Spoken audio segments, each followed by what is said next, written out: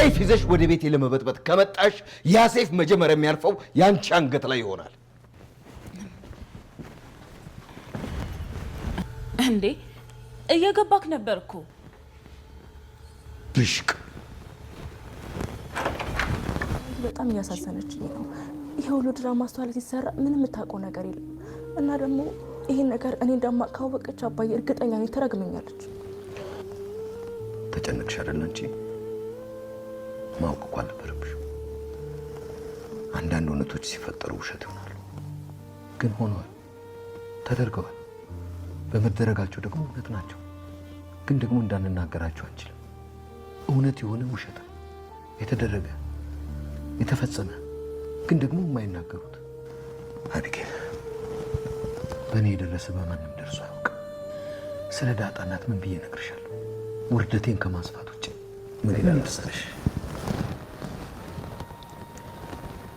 እውነት ማለት የኔ ልጅ ሰስተው እንደቋጠሩት ጥሪት ከአባት ከእናት አትወርሽው፣ እንደ ቋንቋ ሃይማኖትሽ በአደባባይ አታነግሽው። እውነት የነፍስሽ ነው ልጄ፣ የማንነትሽ ክታብ፣ የድብቅ ገበናሽ ንባብ።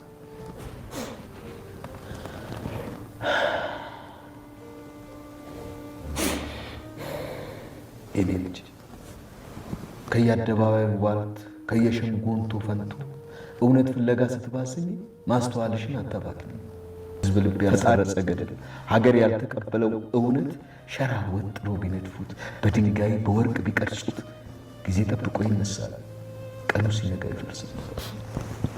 በቃ አባዬ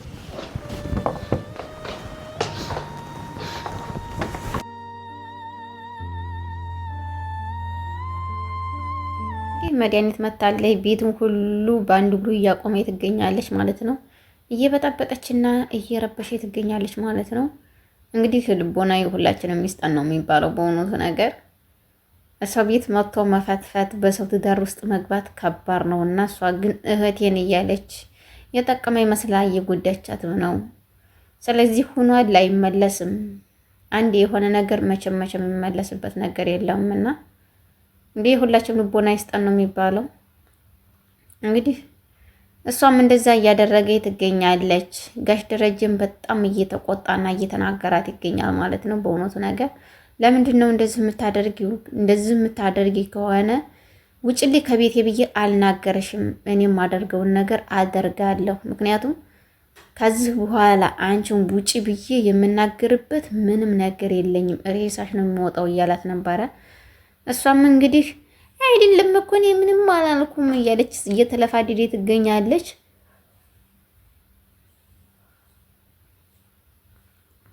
ማርትዬም ሳሎን ስታገኛት ምን ልትሰሪ መጣሽ ነው እንጂ ያለቻት፣ እንዴት ነሽ እንኳን ብላ አልተቀበለቻትም ማለት ነው። ምን ልትሰሪ መጣሽ? ምንድን ነው የፈለግሽው? ከኛ ምንድን ነው የፈለግሽው እያለቻት ነበረ። አይደለም ማርትዬ የምሄድበት የለኝም እኮ አንቺ ታላቂ ነሽ፣ ሳጠፋ የምትቆጭኝ፣ የምትመክርኝ፣ የምትመችኝ እኮ ነሽ። ስለዚህ አሁንም አጥፍቻለሁ፣ ይቅርታ ጠይቁሽ አይደል እንዴ ማርትዬ፣ እና ይቅር አትይኝም ወይ እያለች ከጉልበቷ ስር ተንበርክካ ይቅርታ እየጠየቀቻት ነበረ ማለት ነው። ውሃን እውነተ መናገር እናቷ ዘንድ ስትሆን ውሃን እንክብክብ አድርጋ ትዛታለች። እኔ እኮ ለአንቺ አስቤ ነው፣ ለምን ቸኮሌት አልገዛሽልኝም ስታት፣ እኔ እኮ እንደዚህ እኮኝ ነው ታታለች። እሷ ስቀድሙ አንቺ ጅል፣ አንቺ ምን፣ አንቺ መቼም የሚገባሽ አንቺ ምንድነሽ? በጥፊ ማጠናብራት ነው የምትከዲው ስፈልግም ራሱ ማለት ነው። እና ብቻ ከባድ ነገር ነው። ግን እኔ ያልገባኝ ነገር ማለት ነው ምጥን በሰላም ነው ደከመኝ፣ ጭንቅ አለኝ የምትላት ነገር እኔ ውስጤን አማኛል፣ አልተዋጠችኝም በእውነቱ ነገር። እኔ እንጃ እች ልጅ ያው ጠርጥሩ ይለናል አይደል? እንደው ግዴታ ቤተሰብ ግዴታ ጠርጥሩ ስለሚለን የእኛም ደግሞ የጠረጠርነው ስለማይቀር እኔ እች ልጅ መጨረሻ ላይ እናያለን። ግን ቤተሰብ ያው ነፍሰ ጡር ሆና ደግሞ እንዲያትመጣ ብዬ ነው የፈራሁት ማለት ነው። ምክንያቱም አንዴ ሴት አንዴ ወንድ እያለች የምታወራት ልያለች። አንዴ ዳዊት ሴት ናት ትላለች፣ አንዴ ዳዊት ወንድ ናት ትላለች። እኔ ከሷ የሆነ ነገር ይዛለች ብዬ ነው የማስበው። ስትመጣ ራሱ ጥልዝም ብላ ነው የመጣችውና እንደመጣች ጊዜ ጋር ነው ወደቀችው። ቅፍ አድርጋው ነው ከጉልበቱ ላይ ወደቀችው። ምንድነው የሆንሽው አንቺ ልጅ ምንድነው የሆንሽው ሲላት፣ ምንም አልሆንኩም ዝም ብዬ ነው፣ ከፍቶኛል፣ ጭንቅ ብሎኛል፣ በጣም ድካም ይሰማኛል ራስሽን ማጥፊያ አጥፊ ነው የሚለኝ እያለችው ስትነግረው ነበረ። ግን እንደዚህ ያደርጋል እንዴ እርግዝና? ያው ሲሉ ባልሰማንትም ባልም እኔ ባልሆንም ሲሉ ስለምሰማ ነው ጭንቅ የሚላል። የመጀመሪያ ጊዜ መጀመሪያ ላይ በቃ ሰላም ይነሳል ራስ አጥፎ አይልም ግን ብሏላ። እንግዲህ ቤተሰብ እናንተ እረሙኝ ማለት ነው። እንደዛ እያለች ነበረ። እኔ ግን በጣም በፍራቻ ታጭኖብኝ አድሮብኛል። አልተዋጠልኝም ከተናገረ ሰዓት ጀምራ። በቃ እኔ እንደዚህ እየሆንኩ ነው። ማን ፈልግሽ ነው? ሆነ እንዲፈልሽ ሆነ እኔ እንደዚህ ማትበይ ገና ምንድነው የሆንሽው አንቺ እያለ ከዚህም እየተናገራት ነበረ። እኔ ውሃ ነው የፈለኩት፣ ውሃ የለችም ወይ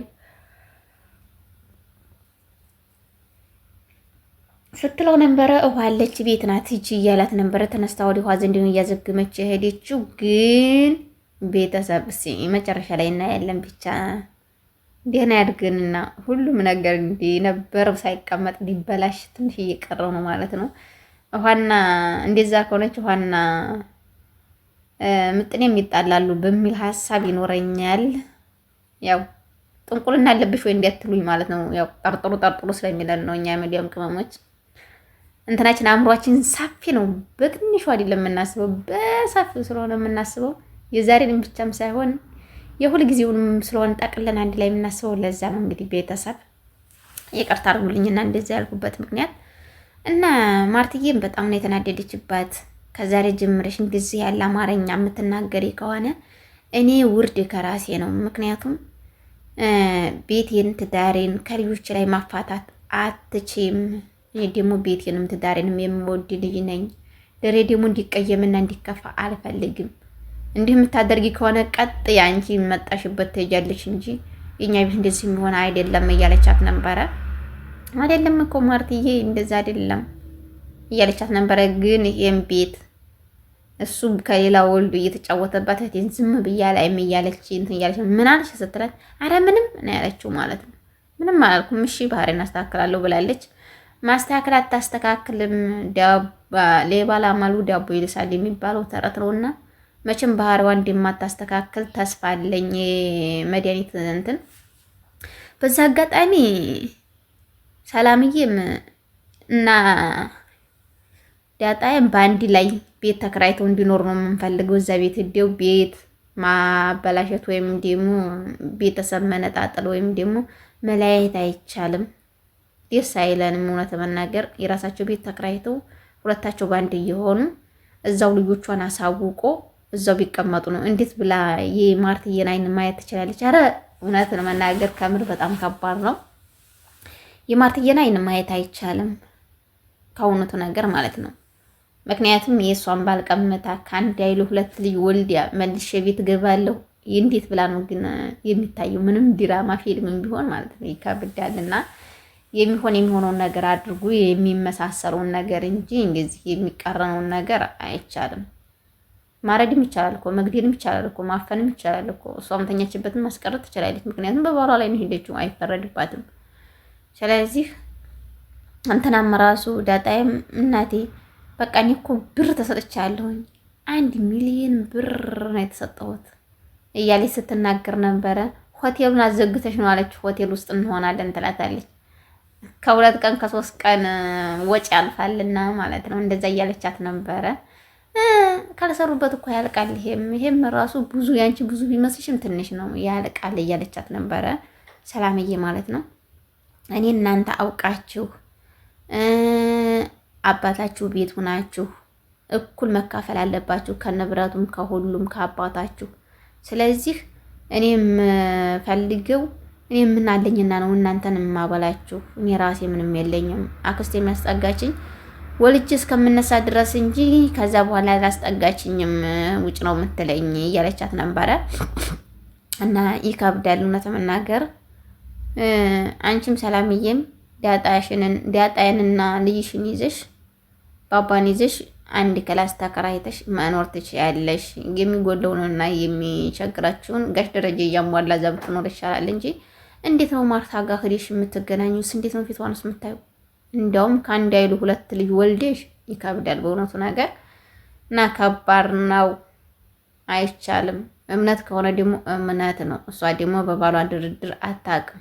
ጭራሹንም እስከ ጥግ ድረስ ትፋለማታለች እንጂ አታውቅም ማለት ነው። እንግዲህ አቢጌልና ናታንም እየተጫወቱ ይገኛሉ። እውነት መናገር እኔ እንጃ ጥያቄ እየፈጠረብኝ ነው። ዳጣን ትቶ አቢጌልን ይይዛል ወይስ አቢጌልን ይዞ ነው ዳጣን የሚይዘው? እኔ እንጃ ብቻ በጣም እየተመሳሰለብኝ ይገኛል ማለት ነው። እዚህ ላይ እስኪ አንድ ጥያቄ ልጠይቅ እያለች እየጠየቀችው ነበረ። ከኔና ከዳጣ ማን ነው መጀመሪያ የምታውቀው?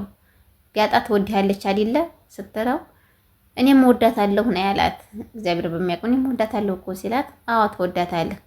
ታዲያ ከዳጣና ከኔ ፊት ማን ነው የምታውቀው? እኔን አይደለ? አዎ አንቺን ነው።